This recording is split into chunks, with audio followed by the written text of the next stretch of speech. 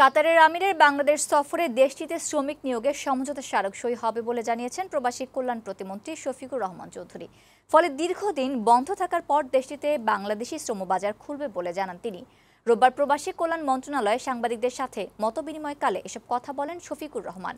মালয়েশিয়ায় শ্রমিক পাঠাতে নতুন করে পরিকল্পনা করা হচ্ছে জানিয়ে প্রবাসী কল্যাণ প্রতিমন্ত্রী জানান, দেশটির সরকারের সাথে আলোচনা হয়েছে। এ সময় প্রবাসী কল্যাণ সচিব রুহুল আমিন বলেন, ওমান, বাহরাইন, ব্রুনাই, গ্রিস সহ বিভিন্ন দেশে বাংলাদেশিদের জন্য শ্রমবাজার খুলছে।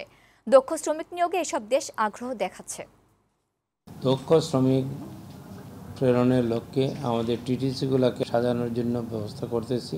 দক্ষতা অর্জন করার পরে তাদেরকে যদি আমরা প্রেরণ করতে পারি তাহলে দেশেরও সুনাম। যেখানেই মানুষ অসুবিধার সম্মুখীন হবে সেখানেই মানুষের সুবিধাজনক অবস্থানে নিয়ে আসার লক্ষ্যেই বর্তমান সরকারের মাননীয় প্রধানমন্ত্রী কাজ করতেছে।